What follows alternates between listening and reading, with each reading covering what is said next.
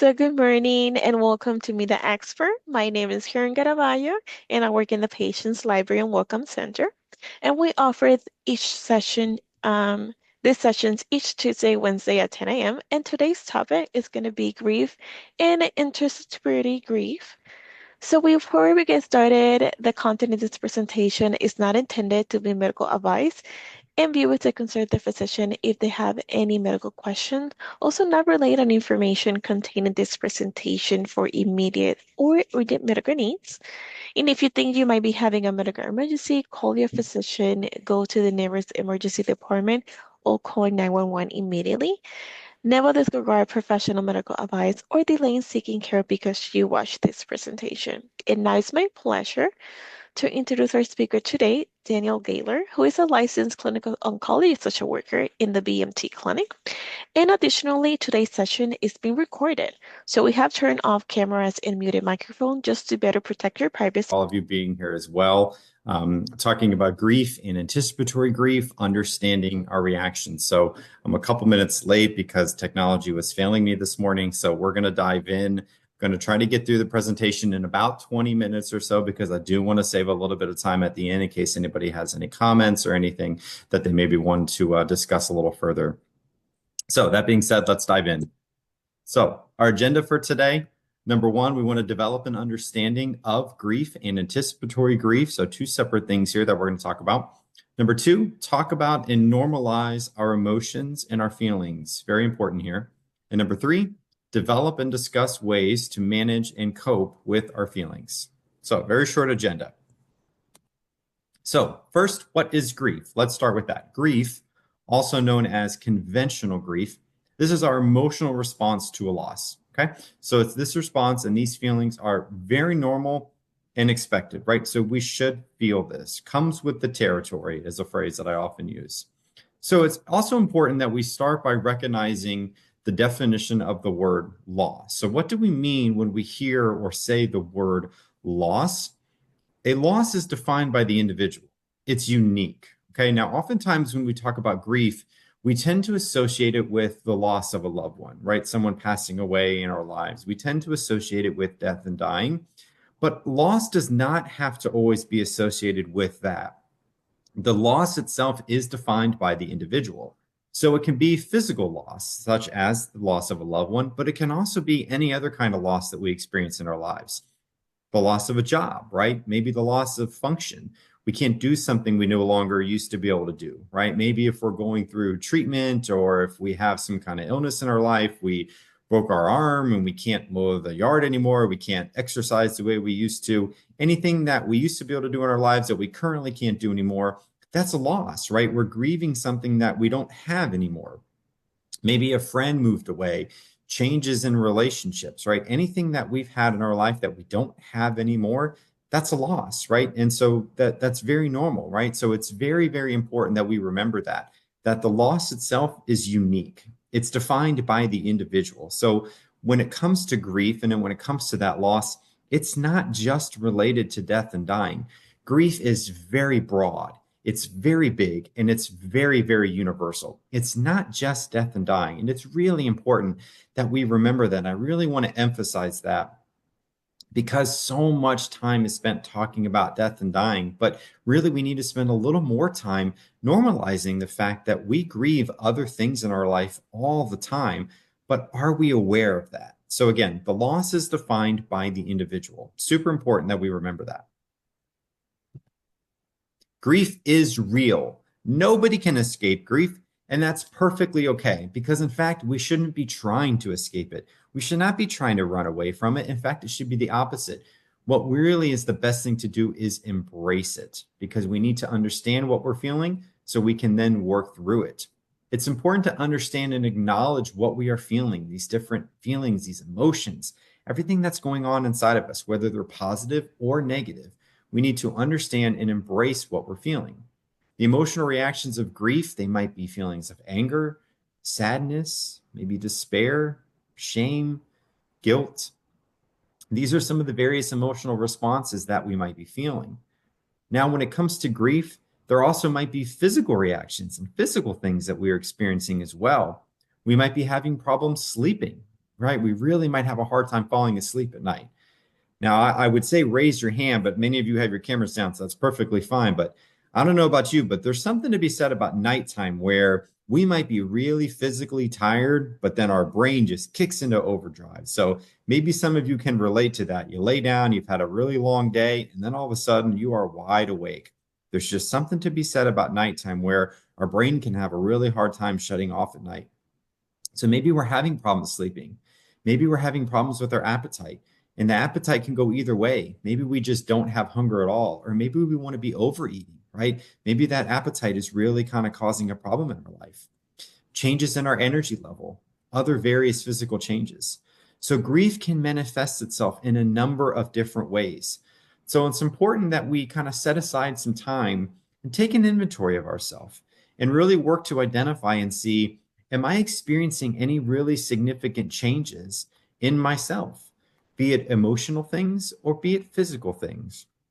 We know ourselves really well. So we need to have that opportunity to reflect and say, gee, are all these things that are going on in my life right now, are these outside of the norm for me? These physical things that I'm going through, these emotional things that I'm feeling, are these normal for me or are these different? And if they're different, we need to be able to say, maybe these are related to the grief, the loss that I've experienced. Chances are they most likely are. Now, anticipatory grief. Anticipatory grief is kind of unique. What is the difference between the two, right? Often when we hear this, we do hear, do we really know what it means? Anticipatory grief is that form of grief before the loss has even happened. So essentially, we're grieving something and we haven't lost it yet. So maybe we have a loved one who's been diagnosed with a terminal diagnosis. They're still very much with us and they might have a lot of time left, but simply thinking about them passing away is causing us that grief. Maybe we've gotten news that our best friend's going to be moving away. They're moving away in 6 months, but just thinking about them moving away is making us sad. Maybe we found out that, we're going to have a change in our functions, right? So we're not going to be doing something that we used to do anymore, our daily routine. Our favorite barista at the coffee shop is retiring, right? We've been seeing them every day for how many years, and that barista is retiring, right? They're not going to be there anymore. But we found out they got a month left, but we're really sad. Well, they still got a month left, but we're really sad. Grieving the loss before it's happened, right? So that's that anticipatory, anticipating, right? That's where we see that. Having that emotional reaction before the loss has occurred. Very, very common as well. Anticipatory grief is often not discussed or even acknowledged. Many people really struggle to even understand what it is because it can seem rather, I don't know, frustrating, silly, confusing on the surface to a lot of people when we think about it and we say it out loud of, well, that thing that we're thinking about losing, it's still there. So why would we be sad? But we are, and that's okay. It's very normal. So we have that conventional grief, and now we have anticipatory grief. Two separate things. But again, it all starts with understanding what it is that we're experiencing. We need to first be able to have that reflection and say, I know what this is. I know what I'm feeling. I know what I'm experiencing. Because without the ability to do that, we can't do anything with what we're feeling. It all starts with the understanding and the education to say, I know what this is. I know what I'm going through. I can put a label on it. I can put a term on it. I can have a discussion about it. Because once we do that, we can move forward. But without that, we can get stuck, right? So going back, if we go back a slide or two and we say we don't want to run away from it, that's why. Because if we run away from it, it doesn't go anywhere. In fact, it's going to follow us, right? We try to evade it, we try to hide from it, it's still going to be there. So we need to have that opportunity to say, I know what I'm going through. I know what this is. And now that I know what this is, I can do something about it. So we've talked about the grief and we've talked about the anticipatory grief. Very normal, very, very, very expected, very broad. So anticipatory grieving isn't pessimism. It's a skill building because it's an opportunity for us to find courage, right? So it's not being negative. It's not being down in the dumps. It's not being a negative Nelly. Some of these phrases that people often hear, it's not a bad thing at all. In fact, it's quite the opposite. It is an opportunity for us to reflect and have conversations, to process what we're feeling, to bring things out in the open. That's really what we need more of, right? We need less of pushing things down. We need less of trying to put on a brave face. And we need more of, no, I need to talk about what I'm feeling. I need to talk about these different things that I'm experiencing. Because when we do that, we can then find ways to work through it. We can then find ways to enhance our skill building and to find that courage. So think the opposite, right? All of these things. Don't be negative. Put on a brave face. Less of that and more of, no, I want to talk about what I'm feeling because I do want to be courageous and I want to build that. And I do want to find ways to work through this. That's what we need more of. So it's not being negative and it's not being a negative Nelly in these different phrases. And it's certainly not being a pessimist. It's quite the opposite.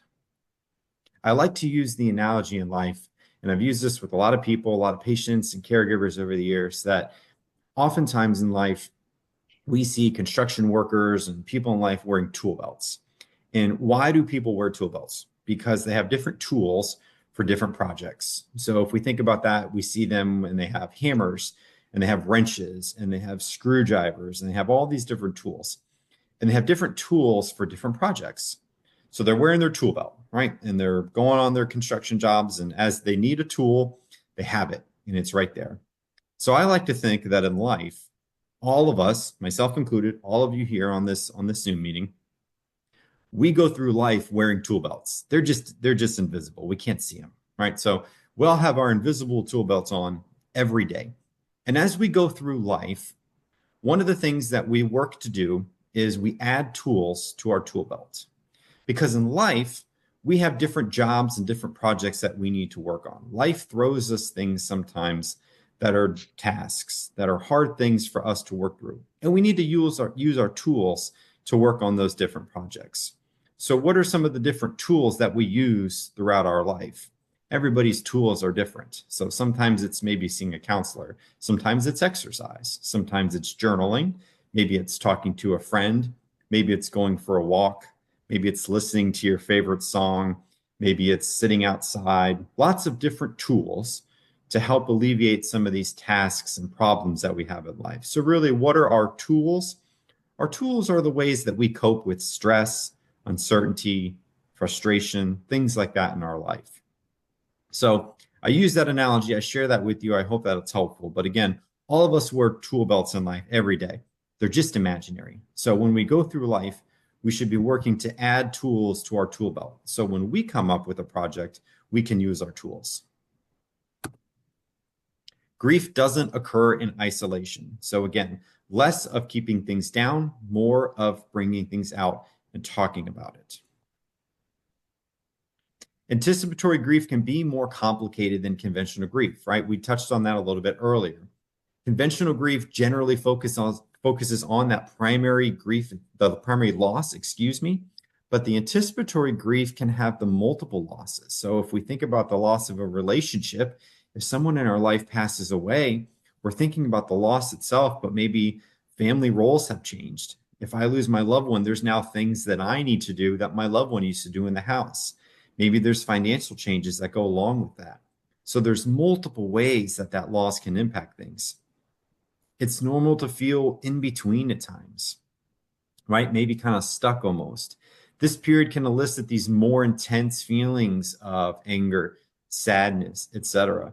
That emotional roller coaster that we've all heard about at times, it's extremely true. And we're going to go up and we're going to go down. It also comes with the territory. We're going to have our good days and we're going to have our not so good days. And that's okay. It's important to remember that we are going to cycle through these different emotions when it comes to grief.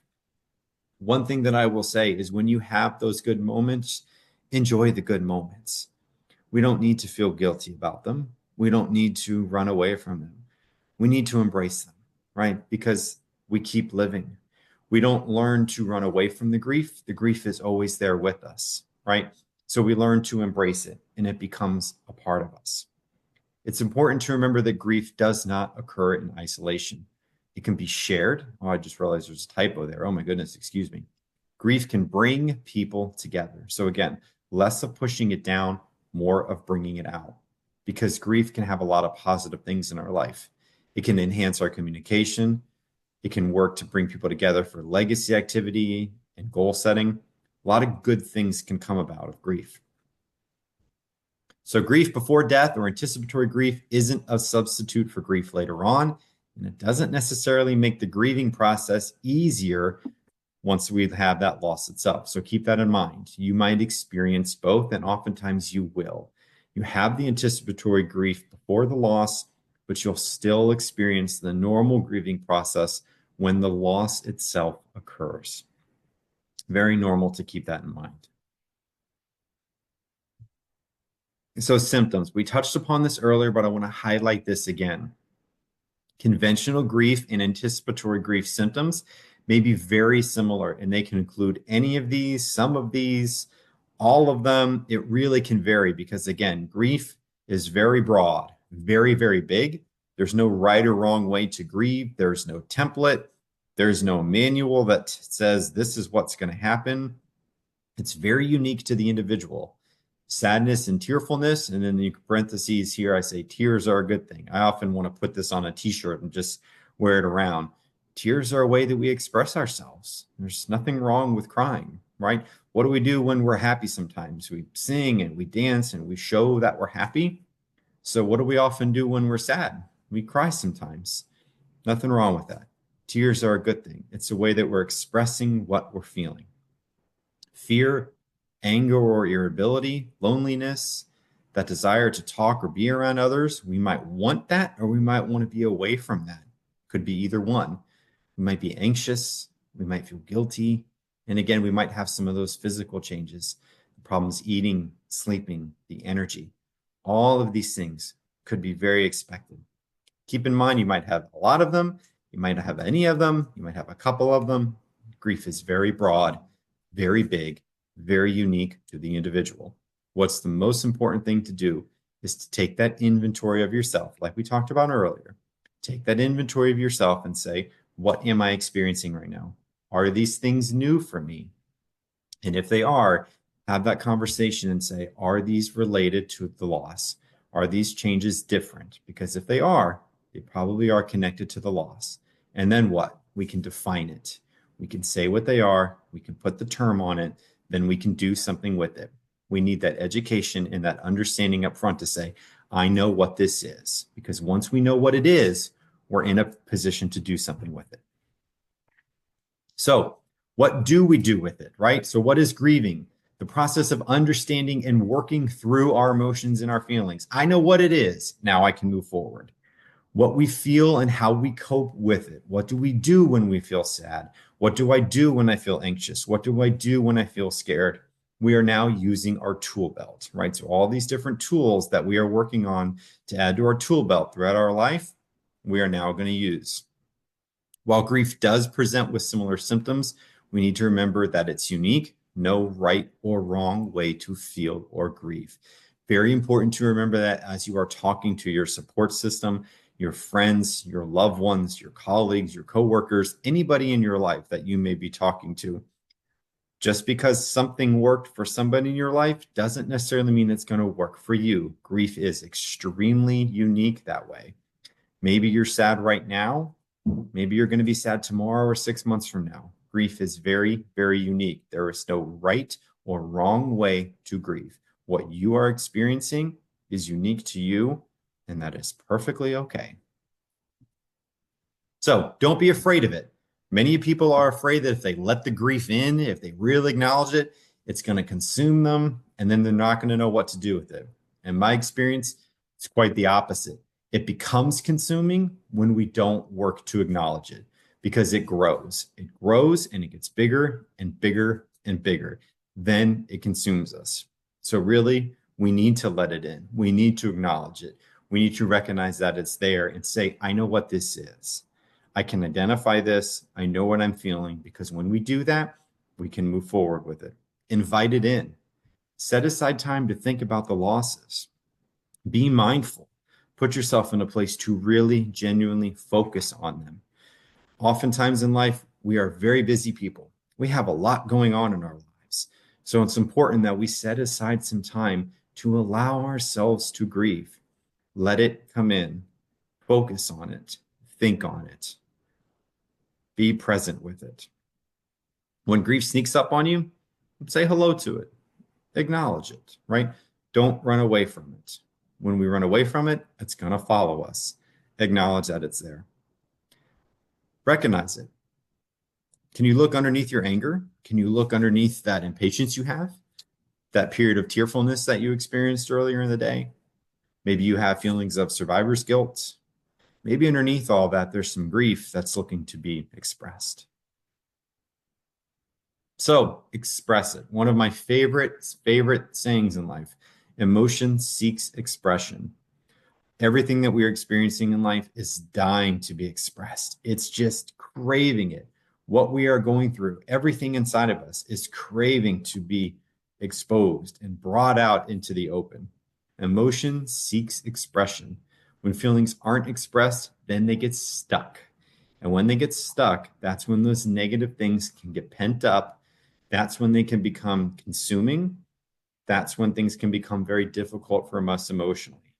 So going back to the beginning, when we can acknowledge what we're experiencing, when we can take that inventory, we can put a finger on it and say, I know what this is. I know what I'm feeling. Once we know what it is, we're in a position to do something about it because we understand it. When we understand our feelings, even when they get really intense, they're not so scary. They're not so all-consuming. There's something to be said as humans when we feel like we have a plan for what's going on in our lives. Human nature, we all like to be in control a little bit, right? If we're all a little honest with ourselves, we like to have a plan. We like to know where we're headed in life. We like to feel like we know what's going on. When we feel out of control, that's a really stressful time in life, when we feel like we don't know what's going on. So when we feel like we have a plan, we feel like we are in control, that can ease whatever it is that we're feeling. So cherish it. Your grief is an expression of your love. It's an expression of your hope, and it's part of your authentic self. It's meaningful. It's important, and it provides you that connection to who or what you've lost. So sit in that moment when you have that grief. Be present in it. Don't run away from it. Let it in. So if you want to look further, ask that close family member or friend if you could talk to them about your grief. Help educate them about what it is. Tell them what would help you. Talk to others about it. If you're looking to go even deeper, maybe find a local online grief counselor. If you want to write your grief, consider journaling. There's a lot of information out there about that. So I'll end with this. Grief is the reflection of the connection lost. We think we want to avoid the grief, but really it's the pain of the loss that we want to avoid. Grief is the healing process that ultimately brings us comfort in our pain. Thank you for viewing these sessions. We offer Live Meet the Expert sessions through Zoom. To see a full list of upcoming sessions, please visit mafe.org or call at 813-745-1690. Thank you.